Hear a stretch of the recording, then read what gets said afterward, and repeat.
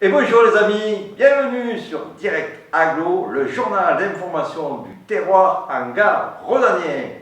Et pour commencer, le coup de cœur de la rédaction avec ce reportage autour des vendanges qui annonce millésime 2015 des plus fameux. Alors autant se faire plaisir et le faire savoir au monde entier. C'est parti!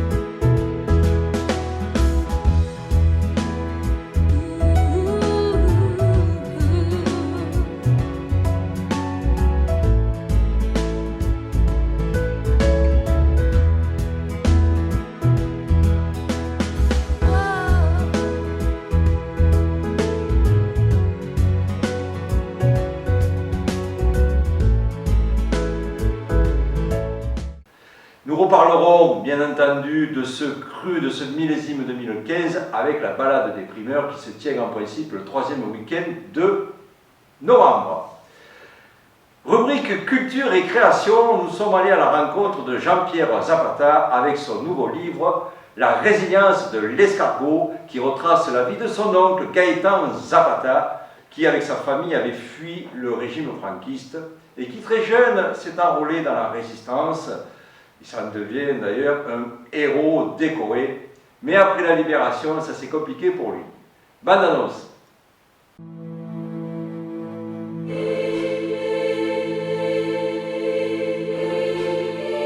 L'injustice subie par un seul est un coup porté à tous les hommes, disait Saint-Exupéry. C'est exactement le problème de mon héros de ce livre, cet enfant de 16 ans, qui s'enrôle dans la résistance par idéologie, FTP franc-tireur, en 1942. 2 années d'une incroyable audace qui lui a valu de nombreuses citations. Il a servi courageusement la France, mais il refusa d'être un tueur politique, un bras armé de l'épuration. Ce refus le mettra en péril car il détient les informations sur de nombreux notables en place, coupable de collaboration et d'exaction en tout genre. Il devra fuir et changer d'identité afin d'échapper aux tueurs lancés à ses trousses. Va-t-il leur échapper? Va-t-il pouvoir dévoiler toute la vérité? Va-t-il pouvoir prouver son innocence? Si vous souhaitez découvrir cette histoire vraie et passionnante, vous pouvez me contacter directement ou bien passer par notre web TV ATV1.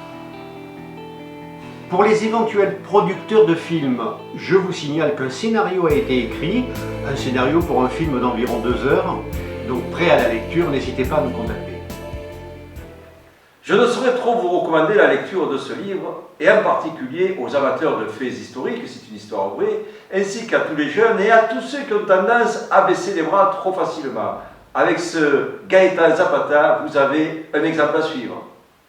Avant de recevoir nos invités dans le studio, un flash publicitaire en cette veille de 1er novembre, fête des morts, avec nos amis fleuristes du Petit Nice à Point-Saint-Esprit.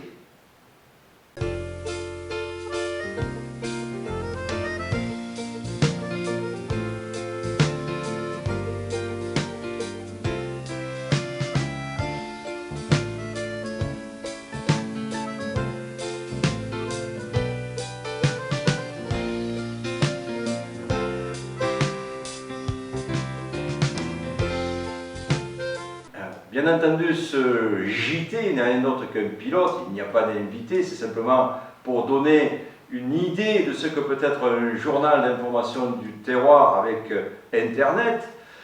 Nous pourrions donc recevoir toute personne de tout âge, de tout bord, qui a quelque chose à dire, une annonce à faire, quelque chose à montrer, son savoir-faire. Nous pourrions recevoir les élus, bien entendu.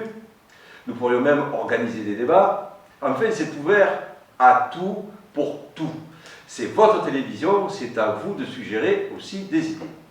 J'avais même, à l'époque, organisé un journal spécial jeune, qui s'était d'ailleurs très très bien passé, et donc, une fois par mois ou 2 fois par mois, les jeunes pouvaient prendre en main leur propre journal, en être les rédacteurs et les présentateurs.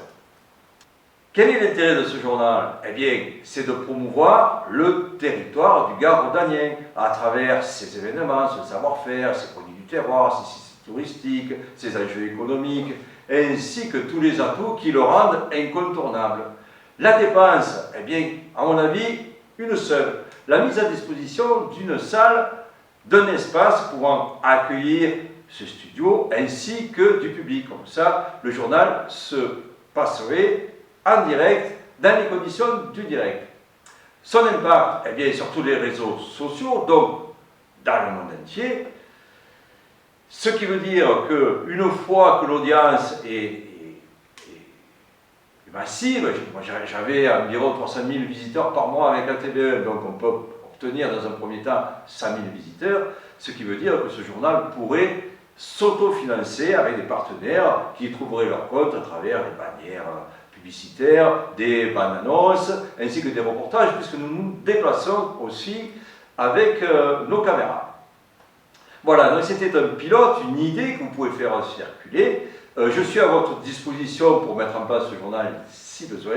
Et si c'était un vrai journal, je vous dirais salut les amis, à jeudi prochain, bye bye, soyez forts et fous.